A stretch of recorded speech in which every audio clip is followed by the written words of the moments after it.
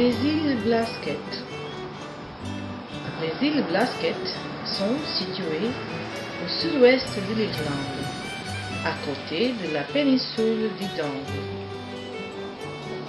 L'archipel est formé par un Blasquemore, connu comme la Grande Blasquet, et par Biginish, Inishnabrok, Inishkviklang, Inishtuskart et Tiara. C'est un endroit merveilleux pour les amants de la vie sauvage. La Grande Blasquet a été habitée jusqu'à la fin des années 1953. Et aujourd'hui, c'est possible d'observer les ruines de la cité ainsi que quelques maisons qui ont été reconstruites pour les gens qui veulent rester pendant l'été. Il y a aussi une maison Beehive, une ruche construite par un cercle de pierre avec une couverture en dôme qui remonte jusqu'au début de la période chrétienne en Irlande. Aujourd'hui, les habitants permanents de ces belles ruines sont trois sympas baudets du poteau et quelques moutons. Après la sortie des hommes, et ensemble avec les autres îles de l'archipel, les Blasquet sont devenus sanctuaires d'animaux marins. On peut y rencontrer des baleines, comme la baleine de manque, le rorqual commun et l'orque, ou encore des dauphins. Après, on peut être certain d'apprécier la beauté des phoques, car elles sont toujours là. Elles viennent d'Écosse et des îles britanniques pour y se reproduire à la fin de l'été. Et elles y restent pour l'hiver jusqu'à la fin du printemps. À la fin de septembre, il y a des phoques bébés à la fourrure blanche partout dans les plages de l'île Biginish. Ils sont mignons.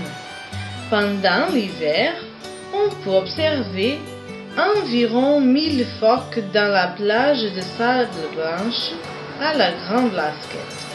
La majorité s'en va, mais aux dernières années, une certaine quantité est restée en permanence aux îles.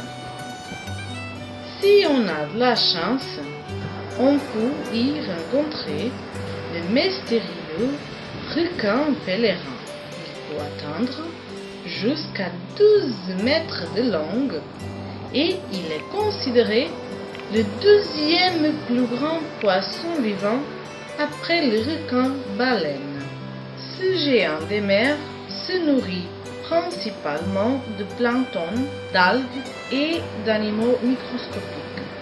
Nous pouvons aussi observer une grande variété d'oiseaux marins, d'entre lesquels le guillemot à miroir, le morue, le rissa, le truyer, le cormoran huppé et le maquereau. Le cormoran huppé a un plumage noir à reflets verts et un bec un peu crochu, allongé, et il est doté d'une courte jupe sur la tête.